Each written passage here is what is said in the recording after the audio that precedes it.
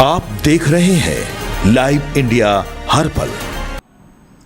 नमस्कार, आप देख रहे हैं लाइव इंडिया हर पल। मैं हूं आपके साथ रेखा मिश्रा। जेटेट की नई नियमावली पर कैबिनेट में तीखे विरोध के चलते फैसला फिलहाल टल गया है। वहीं नेताओं के बीच इसे लेकर श्रेय लेने की होड़ जो है वो तेज हो गई है। आपको बता दें कि झारखंड शिक्षक पात्रता परीक्षा यानी कि जेटेट की नई नियमावली को लेकर राज्य में सियासी घमासान छिड़ गया है।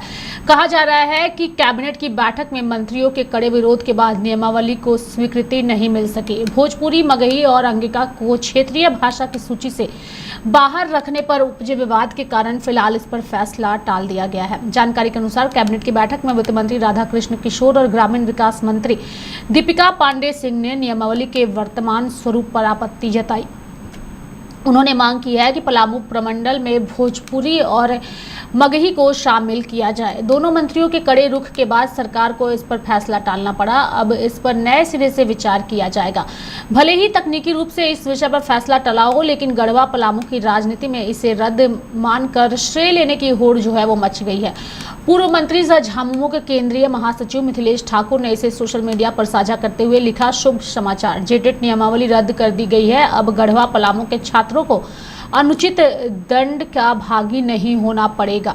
जय हेमंत सरकार। वहीं भाजपा के प्रदेश उपाध्यक्ष सह पूर्व मंत्री भानु प्रताप शाही ने इसे युवाओं की हुंकार बताते हुए कहा, यह पलामू के 50 लाख भोजपुरी मगही भाषियों की जीत है। पलामू प्रमंडल के युवा जिंदाबाद। आपको बता दें कि इस मुद्दे को लेकर भाजपा विधायक सत्येंद्र नाथ तिवारी और भानु प्रताप शाही ने सरकार के खिलाफ मोर्चा खोल दिया था। आक्रोश इतना था कि विधायक सत्येंद्र नाथ तिवारी ने झामुमो, कांग्रेस और राजद के नेताओं को पलामू प्रमंडल में घुसने नहीं देने तक की चेतावनी दे डाली थी। स्कूली शिक्षा विभाग की नियमावली में जिलावार, जनजातीय और क्षेत्रीय भाषा का प्रावधान है और इसमें एक भाषा का चयन अनिवार्य है, जिसमें भोजपुरी, मगही को शामिल न किए जाने से पलामू प्रमंडल के युवा खुद को ठगा महसूस कर रहे हैं। झारखंड शिक्षक पात्रता परीक्षा की नियमावली को जो है कैबिनेट से स्वीकृति नहीं मिल सकी। सूत्रों से प्राप्त जानकारी के अनुसार बैठक में वित्त मंत्री राधाकृष्ण किशोर और दीपिका पांडे सिंह ने नियमावली में साल 2012 के अनुरूप भाषाओं को शामिल करने की मांग की है। पलामू में भोजपुरी व मगही और संताल परगना में अंगिका भाषा को शामिल करने की मांग की। दोनों मंत्री ने कैबिनेट में नियमावली में इन भाषाओं को शामिल करने की मांग रखी और इसके बाद नियमावली पर फैसला टाल दिया गया। अब इस पर आगे निर्णय लिया जाएगा। क्या है मामला? दरअसल स्कूली शिक्षा एवं साक्षरता विभाग द्वारा झारखंड शिक्षक पात्रता परीक्षा नियमावली तैयार की गई है। नियमावली में जिलावार, जनजातीय और क्षेत्रीय भाषा का प्रावधान है। अभ्यर्थियों के लिए इसमें से एक भाषा का चयन करना और परीक्षा में शामिल होना अनिवार्य है। कैबिनेट की स्वीकृति की उम्मीद में शुरू हुई है प्रक्रिया। राज्य में झारखंड शिक्षक पात्रता परीक्षा की प्रक्रिया शुरू हो गई है। कैबिनेट की स्वीकृति के उम्मीद में झारखंड एकेडमिक काउंसिल द्वारा परीक्षा के लिए विज्ञापन जारी किया गया है। परीक्षा के लिए 28 अप्रैल से आवेदन जमा लिया जाना है। राज्य में 10 वर्षों से झारखंड शिक्षक पात्रता परीक्षा नहीं हुई है। राज्य में लगभग 4 लाख से अधिक परीक्षार्थी परीक्षा का इंतजार कर रहे हैं। ऐसे में अगर 28 अप्रैल से पहले नियमावली को स्वीकृति नहीं मिली तो आवेदन जमा करने की प्रक्रिया शुरू नहीं हो पाएगी।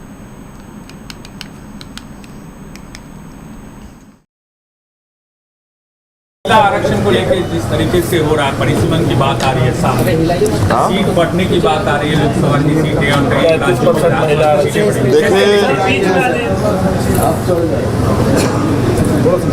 जो चीजें अभी सुनने को मिल रहा है कि एक बहुत ही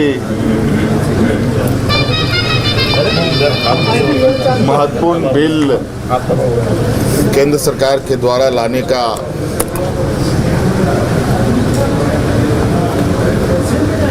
विचार बनाया गया है और वो है महिलाओं को आरक्षण से संबंधित, और वो भी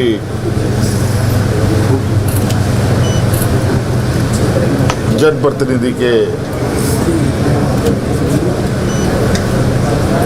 बनने के लिए जो आरक्षण है वो। लेकिन बात ये भी आ रही है कि देश में सांसदों की संख्या बढ़ेगी, देश का जो लोकसभा है उसमें सीटें 850 होगी। पहले तो मैं ये कहूँगा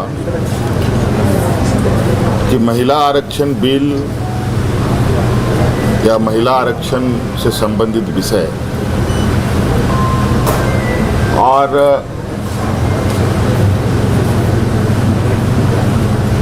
लोकसभा की सीट में बढ़ोतरी का जो विषय है, ये दोनों ही अलग अलग है। महिलाओं को आरक्षण देने की बात एक नीतिगत निर्णय है और सदन में सीटें बढ़ाने की बात संख्या से संबंधित है। आज सरकार को कैसे ये पता कि 885 सीट बढ़ेंगे या 885 सीट होने चाहिए?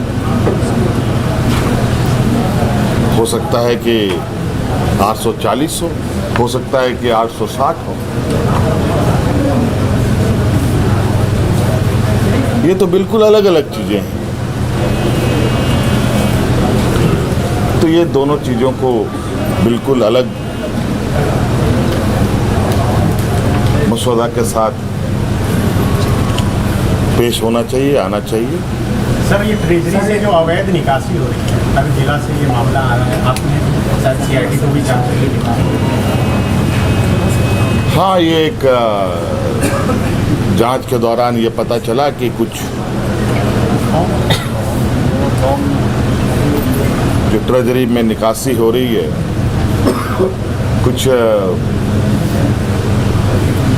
गलत तरीके से निकासी हो रही है और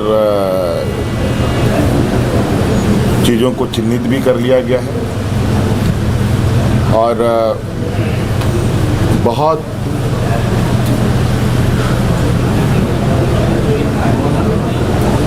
गंभीरता के साथ इस बात को सरकार ने लिया है। सभी विभाग, सभी जिला, जहाँ जहाँ से पैसे की निकासी होती है, उन सभी चीज़ों पर जांच चल रही है। कई लोग चिन्हित हो चुके हैं और कई लोग चिन्हित होने की भी स्थिति पर हैं। तो मेरे साथ फिलहाल अभी के लिए इस खबर में इतना ही। आप देखते रहिए लाइव इंडिया हर पल। नमस्कार।